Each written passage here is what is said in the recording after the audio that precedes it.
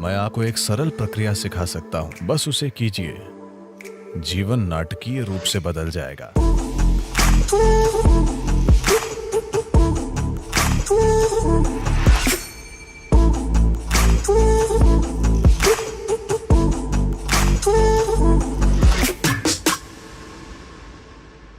मैं आपको एक सरल प्रक्रिया सिखा सकता हूं, बस उसे कीजिए। जीवन नाटकीय रूप से बदल जाएगा। एक ऐसी बुद्धिमत्ता जिसे आपने कभी सोचा नहीं था कि संभव है, वो आपकी होगी।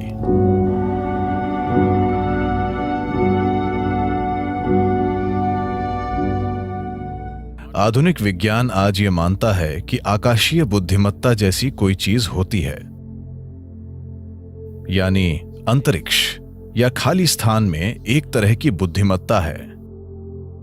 ये बुद्धिमत्ता आपके लिए काम करती है या आपके खिलाफ काम करती है, ये चीज आपके जीवन की प्रकृति तय करेगी।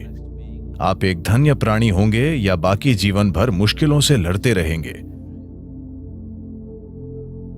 ये बस इस पर निर्भर करता है कि ये आकाशीय बुद्धिमत्ता आपके साथ कैसा बर्ताव करती है।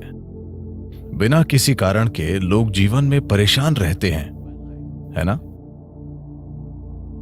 बिना किसी कारण के कुछ लोगों का पूरा जीवन धन्य लगता है। ये बेवजह नहीं है।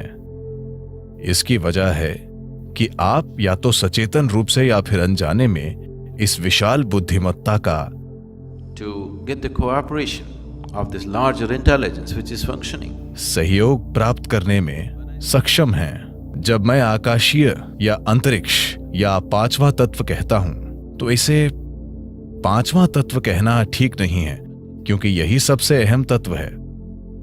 बाकी दूसरे चार बस उसके ऊपर काम करते हैं।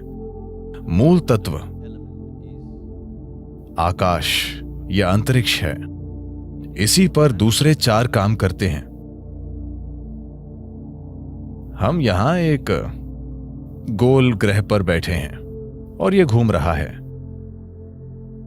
पृथ्वी का घूमना, सौर मंडल, हर चीज। मैं चाहता हूं कि आप ये जान लें कि आकाश ने हर चीज को अपने स्थान पर थाम रखा है। आप अपने स्थान पर अपने आप नहीं बैठे हैं, इसीलिए नहीं कि आपके पास बैठने के लिए नितंब हैं। आप अपनी जगह पर सिर्फ इसलिए बैठे हैं क्योंकि आकाश ने आपको थाम रखा है ना? You think it's your buttock? आपको लगता है कि यह नितंब की वजह से है, आपके नितंब से नहीं। आकाश ने आपको थाम रखा है।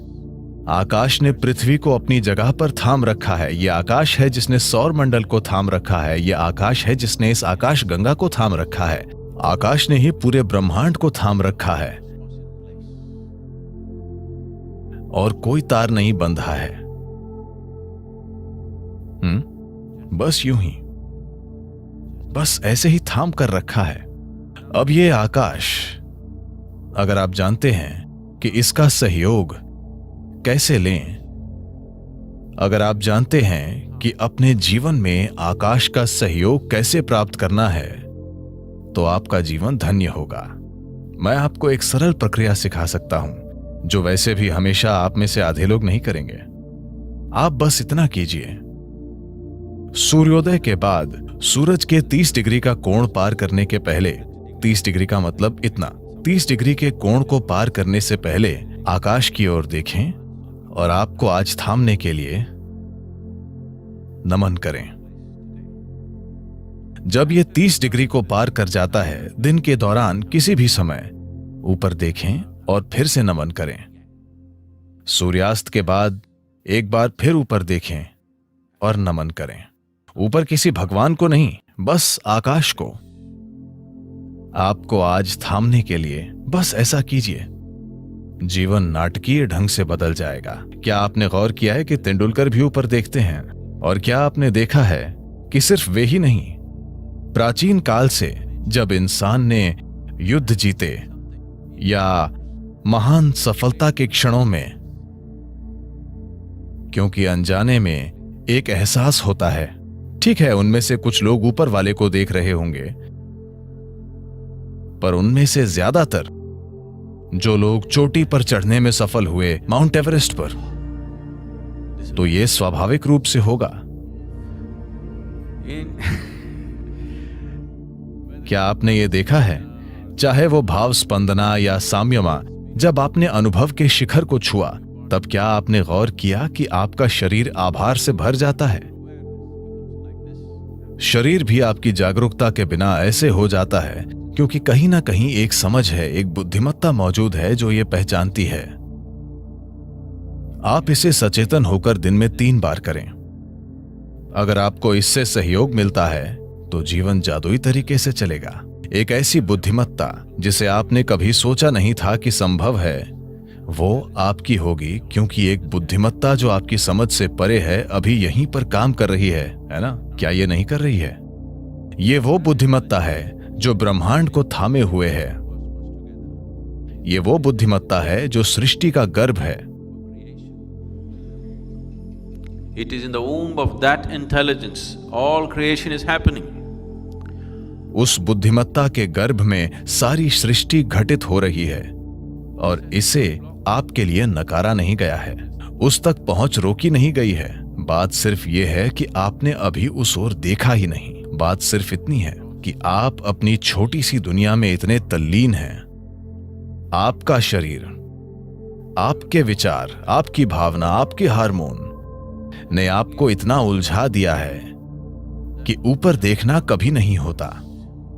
आप परे की किसी चीज पर कभी ध्यान नहीं देते क्योंकि ये छोटी छोटी चीजें आप पर हावी हो गई हैं। इसी को हम माया कहते हैं। यही माया है। ऐसा नहीं है कि अस्तित्व मौजूद नहीं है, वो माया नहीं है। बात सिर्फ इतनी है कि ये माया है।